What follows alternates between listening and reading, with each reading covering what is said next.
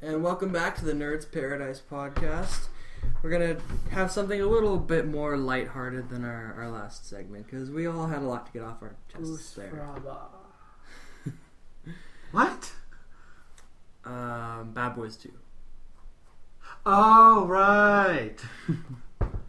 Good times. So yeah, being on topic with our current events and everything, thought we'd delve a little bit more into the dungeon that is D&D. Well, where to begin? I'm a warlord. Well, then tell us about your warlord, Mark. How about his backstory? How about what he can do? You know what, how he's useful to us. Why don't we just first talk about what the game is about first? Okay. Because there might be some people who have never played it. It's true. Hello, people under a rock. See, the thing is, it's pretty reasonable to expect people have heard of D&D, but have never played it. Yeah, obviously, but a lot of people never played it. And even if you haven't played it, at one point or another, you should have at least realized what it is. That's the thing, is sometimes the limited information people get of what it is really turns them off, because D&D is such of the stigmatism toward it. It's such a Really? rule and complication based game that Yes, because we don't deal with that with other games we've it played. is so much deeper than a lot of the other games, especially just trading card games. There's a lot of shit in here that you have to know. What was that trap card thing we dealt with before? Okay, that was human error. serious human error, but our fault nonetheless. Who won that duel again, Mark? I think it was you. Yeah.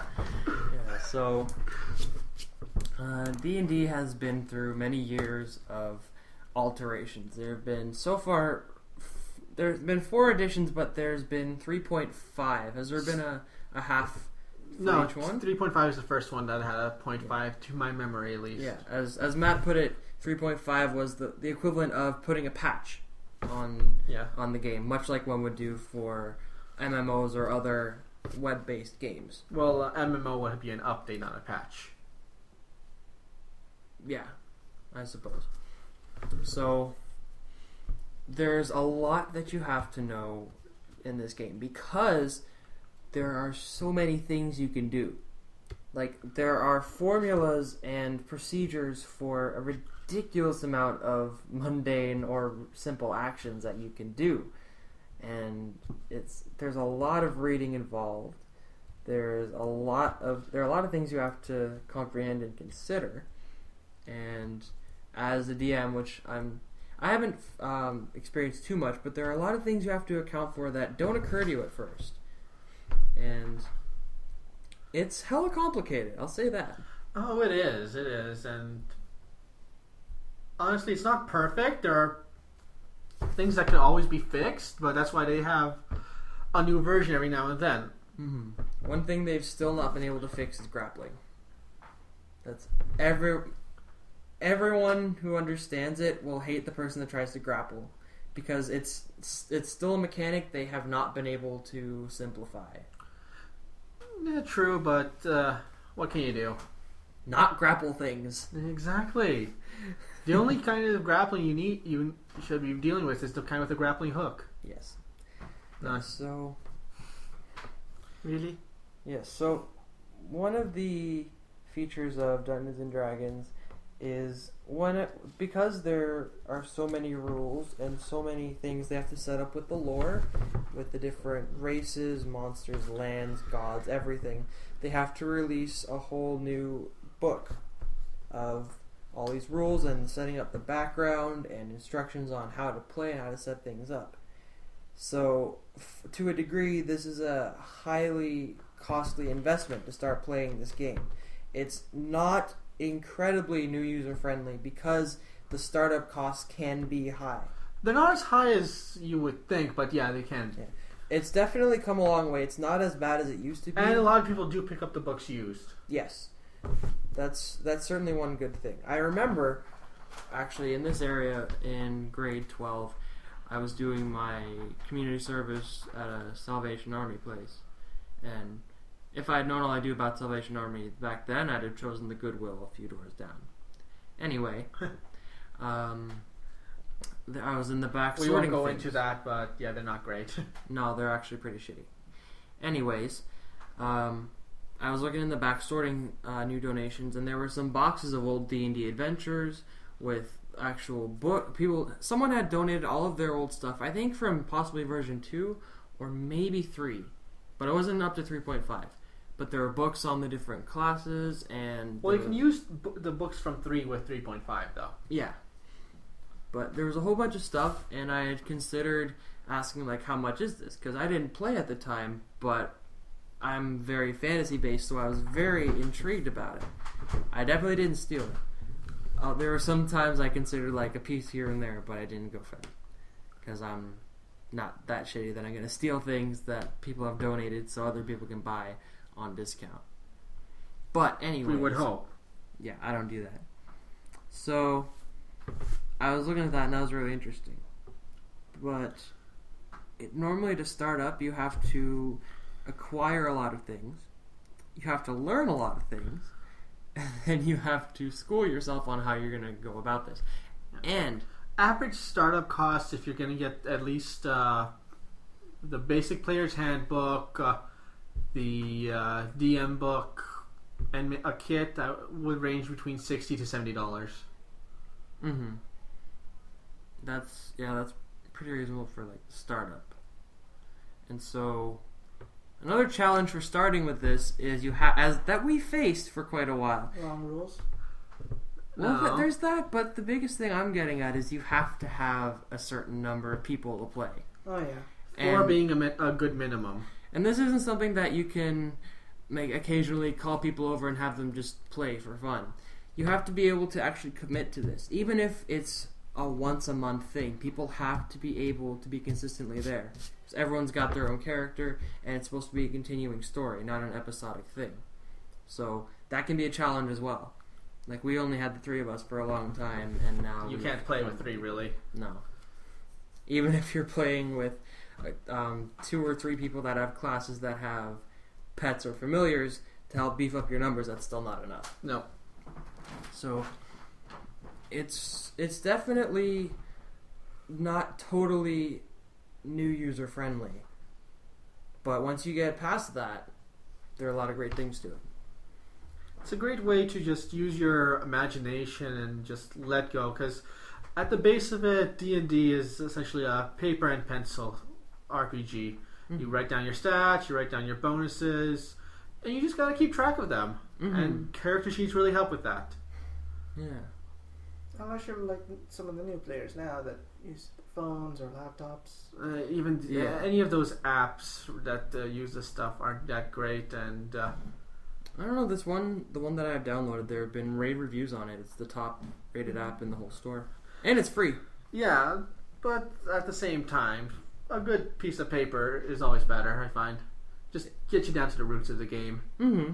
It's certainly good, although I'm definitely impressed that they're still finding ways to keep everything evolved with how today works and make it more accessible to modern gamers.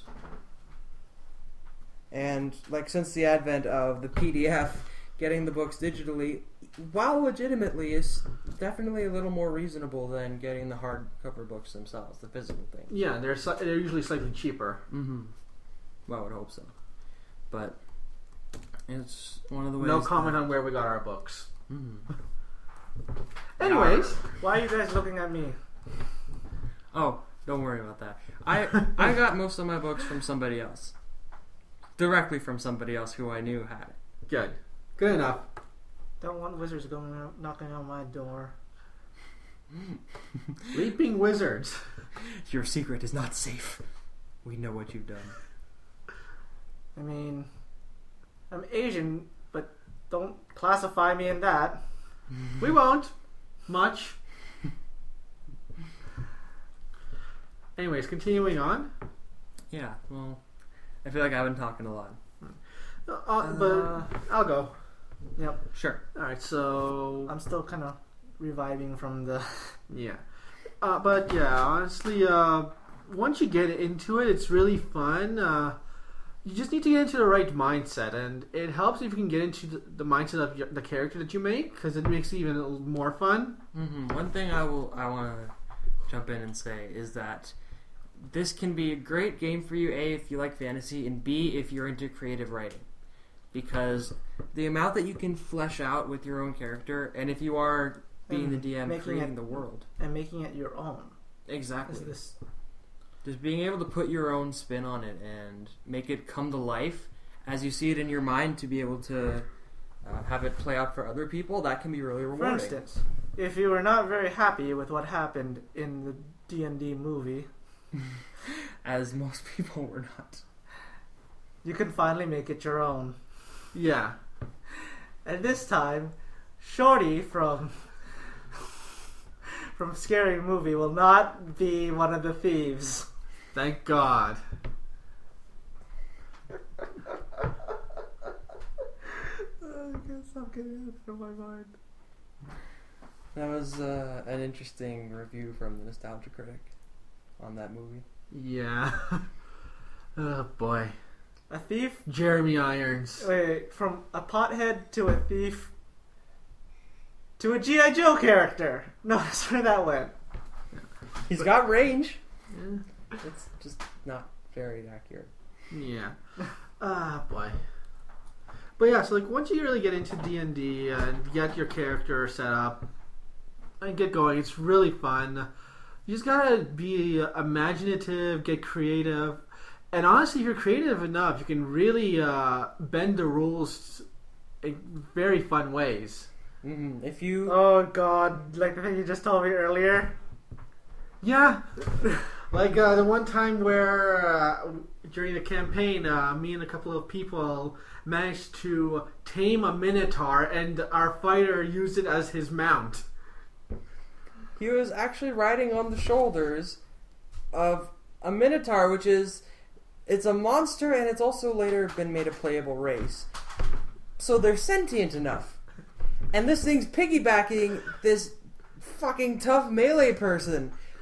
Charging into battle. I wasn't there. I could hardly wrap my mind around that. It was awesome. If possible, I ask that you guys not catch me off guard with shit like that. Especially you, Matt, because you know your shit. Yes, I do. Yeah. The Can best you stop part with the riding crop already? I'm going. The best part of that has to be the fact that at its base, combined, the fighter and the minotaur had an intimidate score of 50. That's pretty great. Yeah, so... Oh my god, Minotaur rodeos. Meaning that it didn't even need to fight, because people were just scared shitless when they saw it coming down at you. Imagine a Minotaur person taming a Minotaur monster. I think they removed the Minotaur monster, actually. Oh, okay. Yeah, since they made it a playable race. So no riding, I'm sorry. There's other things. An ogre. Yes. And we shall name him Michael. Wait a minute. Oh, that's mean! He's thinking about it really carefully. I know. I understand the thing of my name. I'm trying to figure Not your out. name. Who played Shrek? Oh, yeah. Okay. Oh, jeez. Because Shrek's too obvious. Wait. It's mean, and also... Why? Because Shrek's too obvious, so we named him Mike after Mike Myers. Like Michael instead. Or we could give him a different style of name. Better out than in. Yes. But don't worry, I'll try not to throw you for too many loops. No promises, though. Okay. So, it's something new to you, Mark. What are your initial impressions on the game? Well, when I first started it with you guys, our first game, which completely failed, it was actually pretty cool. I mean, it was an interesting experience, I will say that. The dice roll thing, though, I don't know. The fact that I kept missing a lot. But you were also the only one of us that got a critical. Yeah. Not to mention, I'm pretty sure with everything back then, we weren't giving ourselves all the bonuses that we were supposed to get. Yeah, we fixed up our character sheets to work properly now. Mm. And the fact that I kept missing kind of put my morale down for the game. But other than that, I mean, to actually immerse yourself in it is actually a nice way to get away from actual real life for a bit. Mm-hmm. For a bit. I'm not saying forever. Weird people out there. Yeah, and anything that's used for recreation can be fun as long as it's not an escape or used in excess. Yes, moderation, people. Learn it, love it, respect it. Just not too much. And don't love it like a And fuck you. not like a lover, but like a friend. Mm-hmm. Don't be having a bromance with moderation. That's a little too far. Don't be asking it out and taking out to dinner and yeah. They'll always exercise it. Yes. Not in that way. Not in that way. Gotta clarify. Not in that way.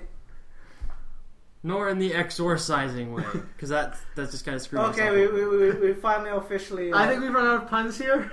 I think we finally sullied the. We finally made D&D more dirty than it was. See, there's more, but we should really Mark, contain ourselves here. Look at one of the books you downloaded.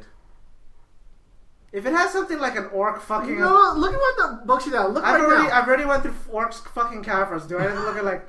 No, just look through the list. Read one of the, you'll see it right away. One of the titles of the books.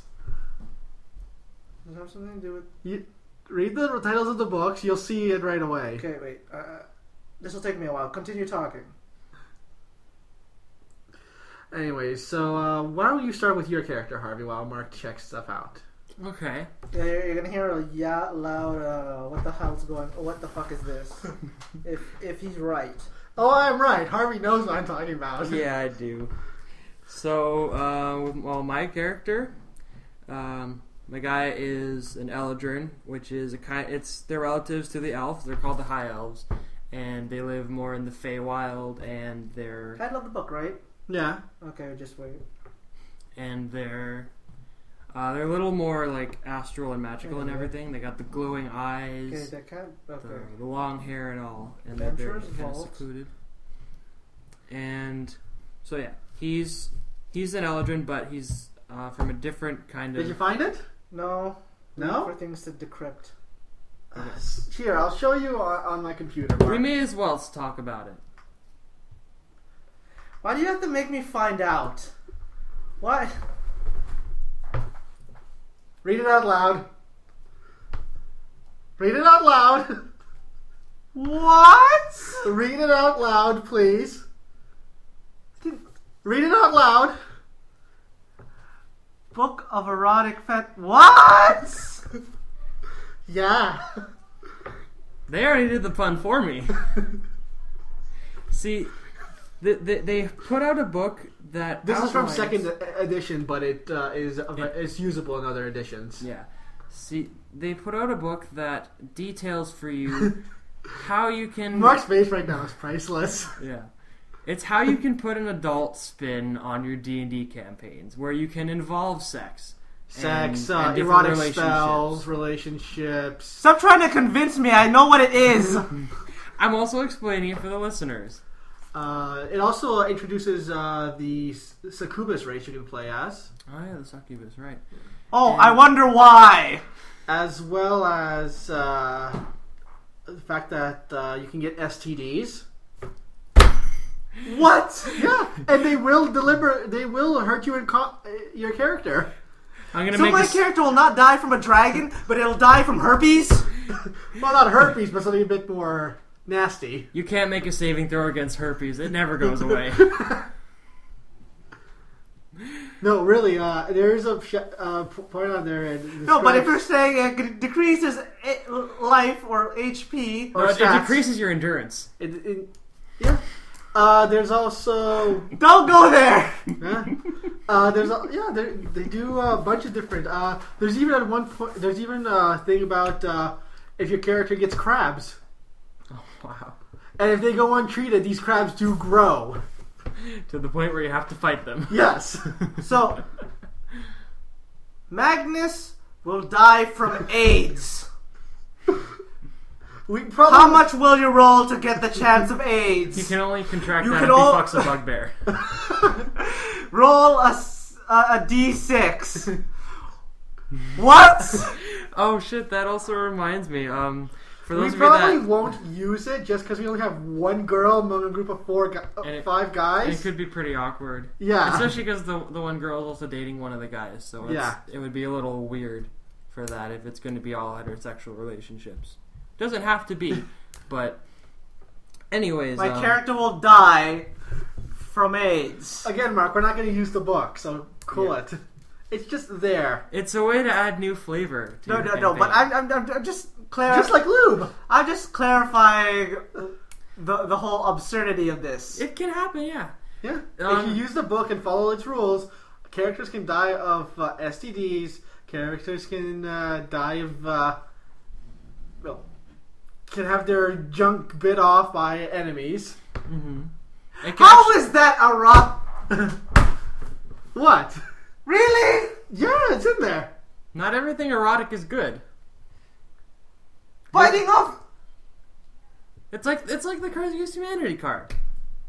Yeah, but that doesn't say eroticism on it. Yeah, but instead of a snapping can turtle pair it with- biting a tip, it's a Tarrasque biting the whole thing. It could be what Grandma finds disturbing yet oddly charming. I thought the orcs fucking the Caphras was bad. No, that was pretty tame. This, you gotta take a read at this. We'll show you after. No. I don't think Harvey's looked through it though. I've looked a bit through it. I already have it on my damn phone. Have you? Is it? Double check.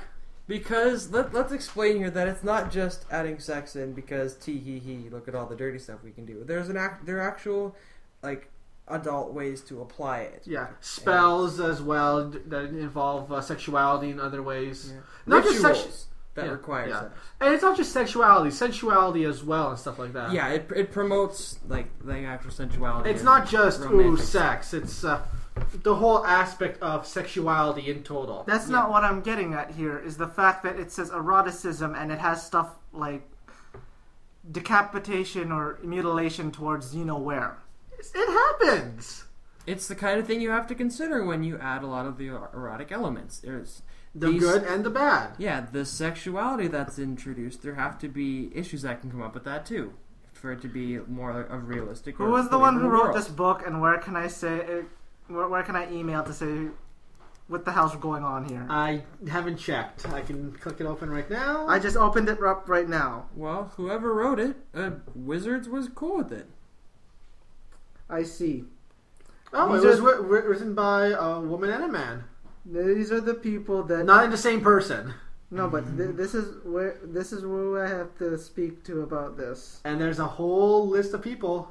Okay, see, I'm not bad with the whole. I'm okay with the whole role playing stuff if that's your thing. Mm-hmm. But is the fact that how is that sexy? Well, look at some of the pictures, though. No, but not that. I mean, the whole decapitation thing. How is that? That part, it's not supposed to be that everything It's not is supposed to be- turn you on. It's not turning D&D into porn. No, but if this is just a way to role play with your partner, right? Well, no, it's not with your partner. It's just if you want to add a more adult aspect to a game that a lot of people think doesn't have an adult aspect to it. Now, see, that's where I'm getting wrong, I guess, because I'm thinking something to play with a partner or a group of people that want to play with their partners. You could, but it's going to be... Oh, hello. It's going to be very different. There's nudity in this book. Yeah.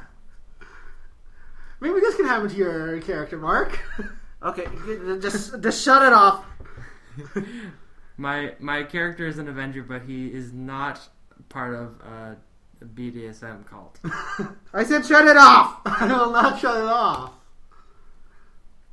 You see, I like the fact that they wrote this because D&D attracts a lot of us nerds. They even Now, see, I'm okay with that picture. The other one that you just showed me earlier, I have a problem with. Yeah. Well, they also deal with if your character becomes pregnant. Now, see, that's what I think makes sense, though. Different races, like if a giant becomes pregnant. Yeah, I don't know. Again, I don't have a problem with that.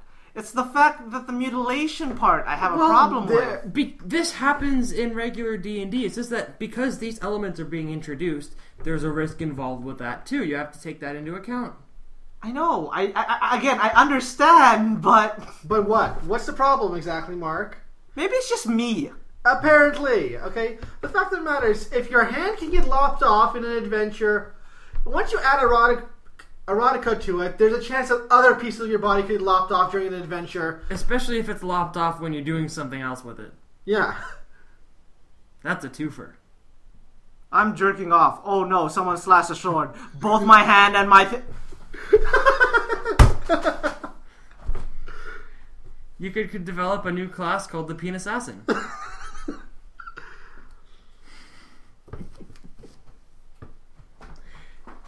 See, it's... You just gotta have a good sense of humor. No. I'm having a good sense of humor. I'm making jokes about it right now. Yes, apparently to cope with it, because you're trying to... You're trying to... comprehend this. Yeah, you're trying to come to terms with this and put it in the light you get. And you can Again, deal with it. Like I said before, I have no problem with the whole erotica thing. Mm-hmm.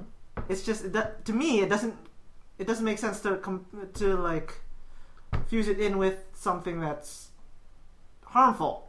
Well, if you wanted to say hardcore, that's when I will think, okay, I get it, right? Maybe it's just the wording for me. Yeah, maybe. Well, because like with any... But you have to understand that the word erotic means anything to do with sex and sexual things. Yeah. Including the damaging of said sexual things. Yeah. And considering this is the nature of this expansion, it's not as though if you're playing with this you have to include everything. You can always pick and choose elements that you want to put into your campaign. But like I said, we're not even going to use it, so why are you worried about it, Mark? It's not that I'm worried about it. I just want to comprehend why. Like I've said in previous podcasts. You want to know why? Nerds get horny. Yeah. See, this I think is good because it's a good way to... Okay, it's not a field guide to sexuality for nerds who do not have the social experience, but it's a way... Dear God, no! But it is a way for them to face it in a medium that they understand. That they understand and is familiar and friendly to them. Especially for when that book was written, before even the internet was around. Yeah. Okay. See, it functions as rules and porn at that time, so that's really efficient. Anyways, which is why I'm glad I have a digital version and not a used copy. Aww. I'm pretty sure we'd have a hard time opening some of the pages. Aww. There's got to be something about half-orc pregnancy in here. Come on. Either way, I think we've kind of... Oh, what's these two?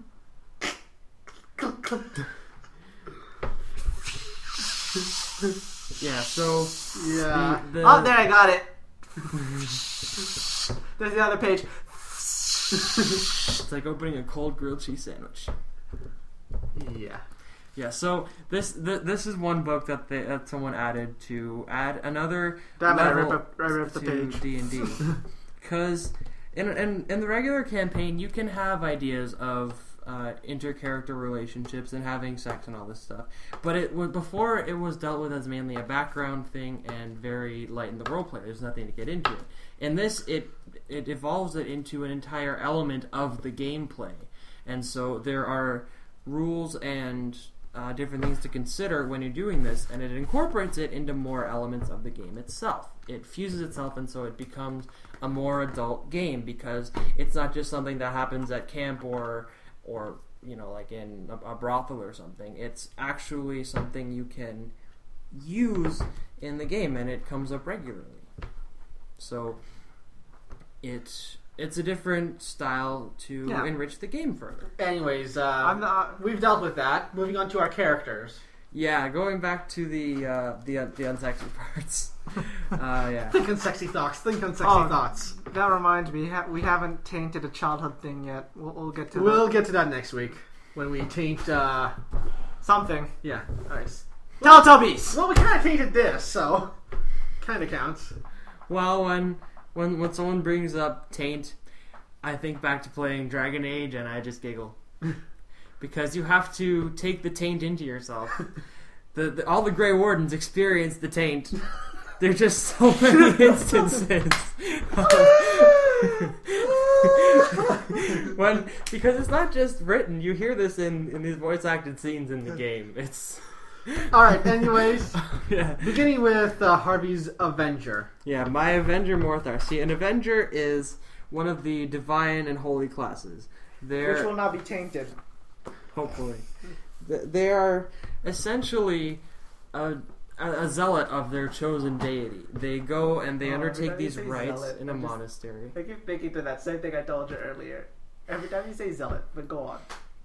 Yeah, so they're a striker class, so they're physically not that beefy, but they go after one enemy at a time and really hardcore try to mess it up. And they do everything in the name of their god. They go to different extremes that other people usually find is cool. And they do everything in the name of their deity, and they are like very, very pious to a very scary degree. So my guy is an avenger of the goddess of civilization and order and expansion and invention and all this sort of stuff. So I'm still trying to determine more ways to incorporate that into his story and his upbringing, because it's still an ongoing thing.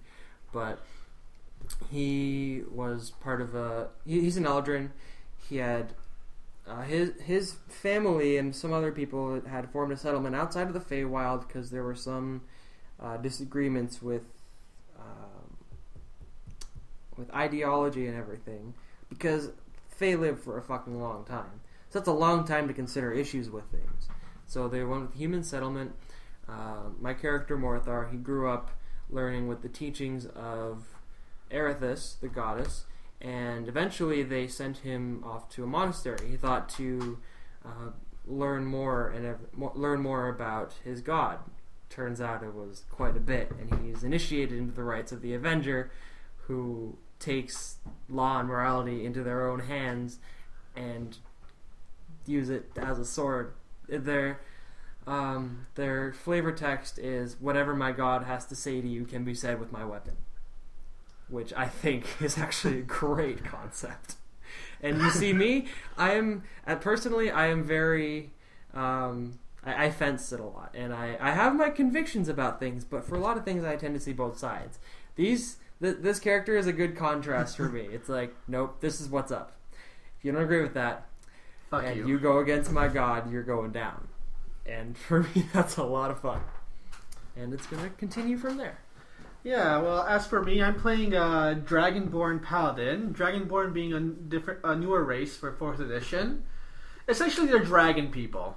Mm-hmm. So big, hulking lizards that can breathe fire, but are smart. Dragon people, spit out fire. Anyways, and he's playing, and he is a paladin of the god of Pelor, a god of the summer, of time itself. He's the sun god. Yeah. He, I believe he, promotes like agriculture, summer, time, that kind of stuff. Okay.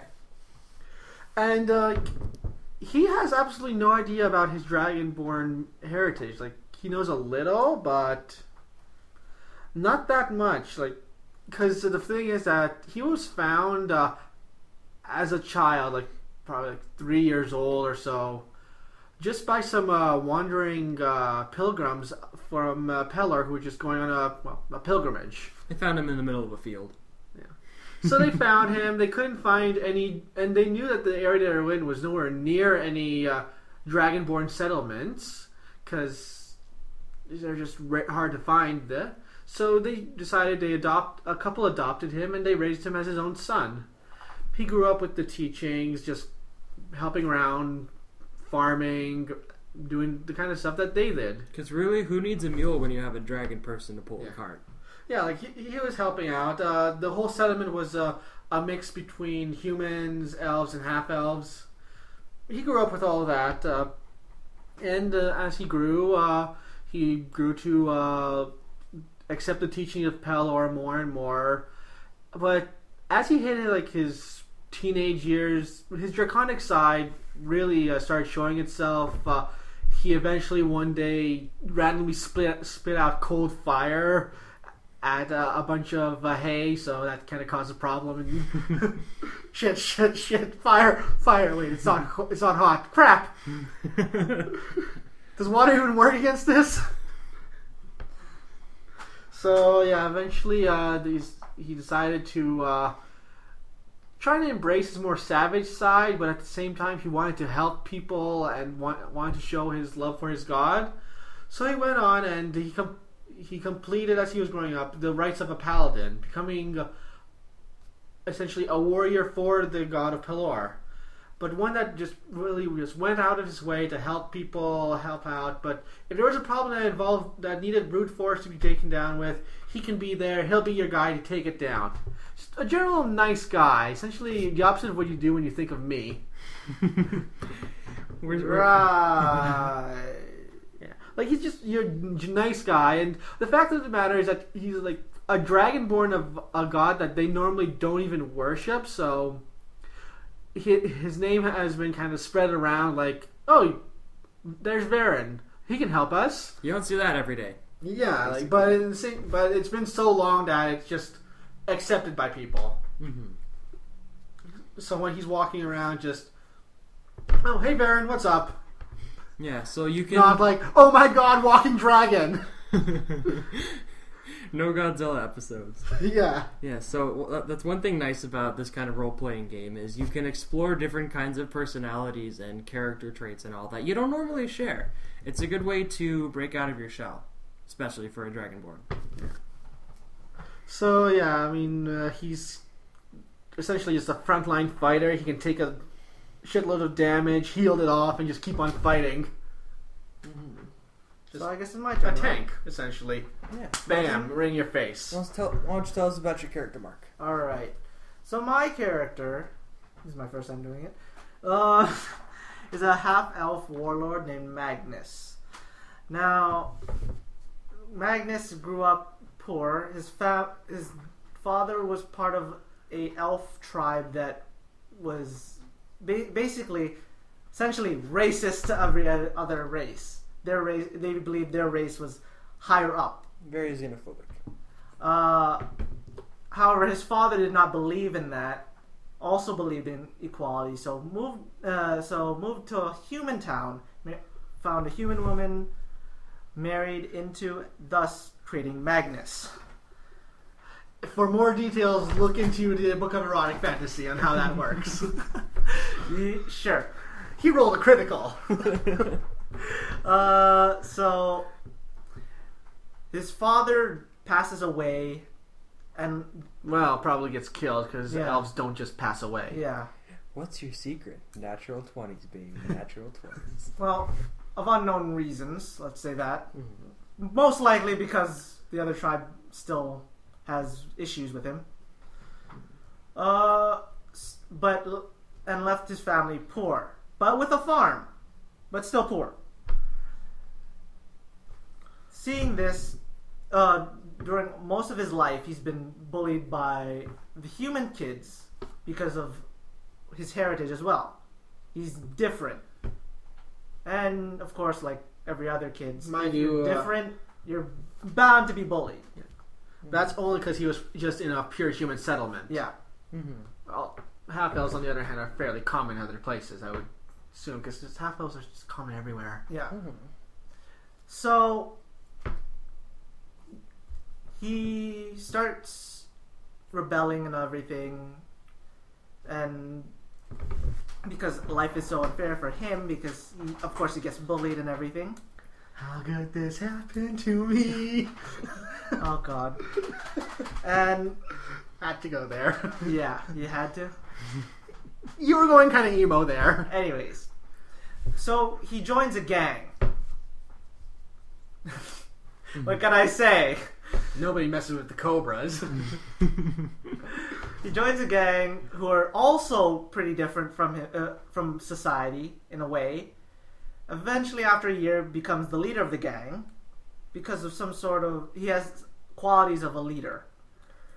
Half-elves usually do.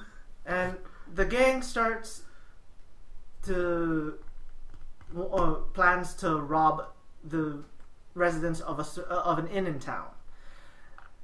However, in the inn, one of the residents is a well-known author and tactician on the art of war. Not Sun Tzu, people. Not Sun Tzu. But that's where I got some of my ideas from. When they finally attempt to do the heist, they're foiled by the same tactician. The tactician, his underlings in his gang flee the scene and leave him they just screw him and leave him. However, the tactician sees how well the plan went and sees that the kid has potential. So instead of turning him into the authorities or what would be the thing in the old days? Just cutting his throat? Cutting his hand. His hand.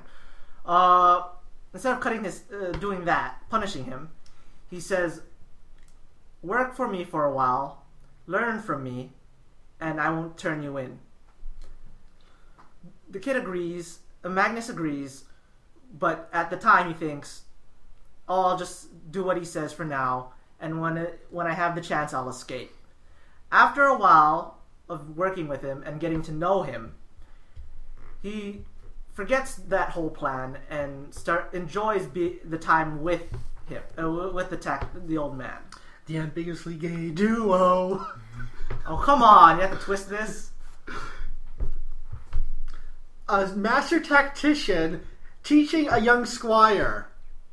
How is that not like Batman? Anyways. Or more appropriate, Merlin and Arthur. There's no magic involved.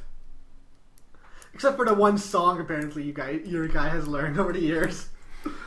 So the tactician teaches him sword play, fighting, and of course, military. Axe play. And the art of war, of course. That's what he's known for. After a while, the kid learns and sees what his masters taught him. Especially the belief of equality for all. And also the belief that with every good, there has to be a bad as well. Which will come in later. To his alignment. So, after a few years, the old man falls ill. The old man, before he dies, he tells Magnus to see the world and create the world. Try to change the world in his image and his mind. After he dies, Magnus thinks about it for a while. After looking back at the teachings and what he's experienced in his life at when he was a child, he decides that he wants to create a world of equality. And thus, to do that, he must gain an army and power to do that. And thus sets off on his journey to do so. And that's it. Alright. Cool. I think that killed enough time. We were at a bit of a loss for what to talk about, but we have some... it was right in front of us. We'll be better next week. Yeah, we'll be a little better prepared. I'm sorry, I had all my rage thing down, and I just... So, anyways, what have we learned this week?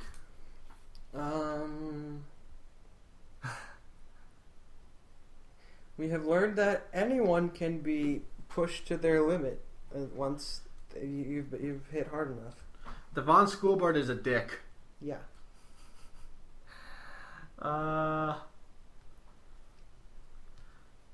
What did I learn? You'd make a crappy Bruce Banner because it takes too much to get you angry.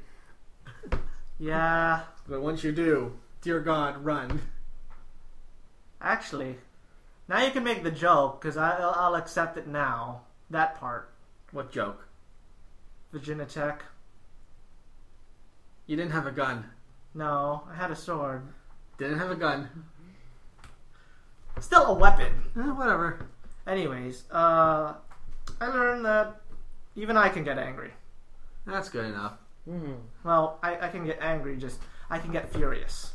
And open about it. Yep. And violent. I blame you. Another thing I've learned this past week is that given the right motivation and putting up with enough shit, even I can get an activist side.